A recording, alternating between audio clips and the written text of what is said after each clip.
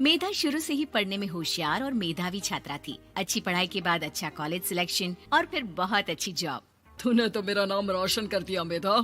अरे लेकिन ये जो काम करने का तरीका है ना, इसे बदल ले। 18 घंटे काम करेगी तो कल को बच्चा कैसे संभालेगी? तुम्हारी तरह पागल नहीं हूँ माँ जो बच्चे और परिवार में फंस जाऊँ। मैं तो जिंदगी खुल कर जीऊंगी। सब कहने की बात होती है बेटा, अपने बच्चे का सुख हर कोई चाहता है। वक्त बीतता है और मेधा की शादी हो जाती है। शादी के कुछ सालों में ही मेधा एक सुंदर से बेटे की माँ बन जाती है। अरे यार, मेरी मैटरनिटी लीव खत्म हो रही है, क्या करे? माँ भी नहीं आ सकती, कैसे मैनेज करूँ? ऐसा करते हैं, इसके लिए केयर टेकर रख लेते हैं, वो देखा करेगी इसे।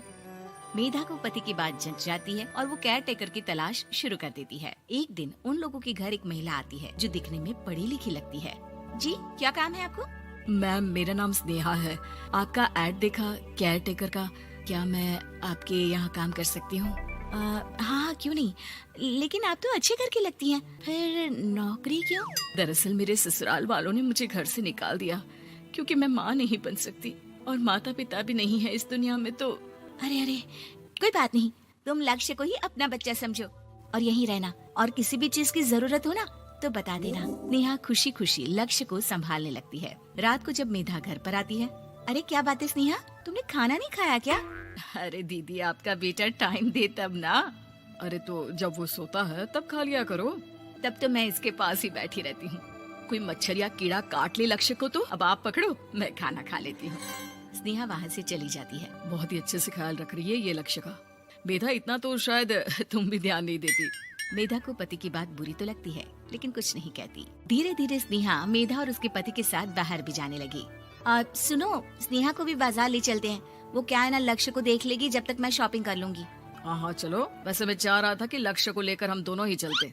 क्या यार, तुम तो फ्री में इमोशनल हो जाते हो, कितना देख लेंगे हम दोनों मिलकर, ले चलो उसे। कार से निकलकर मेधा और लक्ष्य रोड क्रॉस कर रहे थे कि सामने से कार आ जाती है। मेधा का ध्यान नहीं होता लेकिन स्नेहा तुरंत लक्ष्य को मेधा से छीन लेती है। मेधा गिर जाती है और कार मेधा को छूकर निकलती है, जिससे मेधा को खून आ जाता है। पति मेधा को हाथ देकर उठाता है। स्नेहा लक्ष्य को लेकर गले लगाई रहती है। थैंक्स स्नेहा, मैंने तो ध्यान ही नहीं दिया था कि कार आ रही है। स्नेहा का गुस्सा मालकिन पर टूट पड़ता है। अरे कैसी माँ है आप, अगर आज कुछ लक्ष्य को हो जाता तो मैं आपको कभी माफ नहीं करती। छोटा सा बच्चा है, उसे चोट लगती है तो पता है कितनी तकलीफ होती है।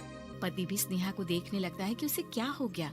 मेधा को स्नेहा पर काफी गुस्सा आ जाता है। घर आकर कहती है, देखो स्नेहा, माना तुम लक्ष्य को बहुत प्यार करती हो, लेकिन वो मेरा बेटा है, मैं कभी जानबूझकर उसके साथ बुरा नहीं कर सकती, समझी?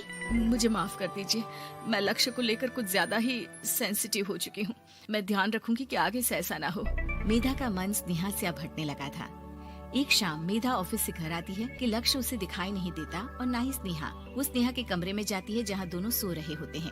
अरे स्नेहा, लक्ष्य को आज इस कमरे में क्यों सुला दिया? दीदी, मुझे नींद आ रही थी, ऐसे में उसे कमरे में अकेले लिटाना मुझे ठीक नहीं लगा।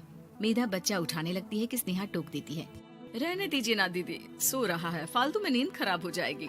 मेधा को गुस्सा आ जाता है और वो बच्चा उठाकर वहाँ से चली जाती है। अगले दिन मेधा स्नेहा को बुलाती है, साथ में एक और लड़की खड़ी होती है।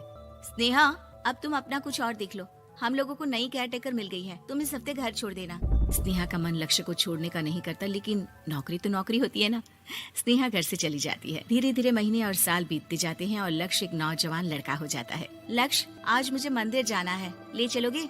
ठीक है माँ, एक काम करके अभी वापस आता हूँ, तब तक आप और पापा दोनों तैयार हो जाइए। दोनों तैयार होकर बैठ जाते हैं लेकिन लक्ष्य काफी देर तक नहीं आता। अरे मेधा, फोन तो करो लक्ष्य को, देखो क्या हो गया उसे। मेधा फोन करती है तो पता चलता है कि लक्ष्य का एक्सीडेंट हो गया है और वो सिटी अस्पताल में है। जल्दी चलिए, पता नहीं कैसा होगा मेरा बेटा। अरे चिंता ना करो, सब ठीक होगा, मैं अभी कार निकालता हूँ। दोनों मियाँ बीवी अस्पताल पहुँचते हैं जहाँ वो लोग देखते हैं कि लक्ष्य बिस्तर पर पड़ा होता है। एक महिला इन्हें यहाँ लेकर आई है, वो वहाँ बैठी है, लेकिन फिलहाल तो आप लोगों को इनके लिए किडनी का प्रबंध करना होगा। एक्सीडेंट में इसकी किडनी डैमेज हो गई है। मेरी ले लीजिए डॉक्टर साहब, मेरे बेटे को बचा लीजिए। नहीं, आप माँ हैं, आपकी नहीं ले सकते, पिता की भी नहीं। आप किसी रिलेटिव या दोस्त से पता कर लें और हाँ, थोड़ा जल्दी करें क्योंकि देर होने से मामला बिगड़ सकता है। मेधा बैठकर रोने लगती है कि वहाँ डॉक्टर आ जाते हैं। जिस औरत ने आपके बेटे को यहाँ भर्ती कराया था वो अपनी किडनी आपके बेटे को देना चाहती है। कौन है वो, कहाँ है वो? तभी वहाँ स्नेहा आ जाती है। स्नेहा तुम? मैं लक्ष्य को पहचान नहीं पाई थी, लेकिन आप लोगों को देखकर समझ गई कि ये लक्ष्य है। इसलिए वापस आ गई। मैं अपनी किडनी आपके बेटे को देना चाहती हूँ।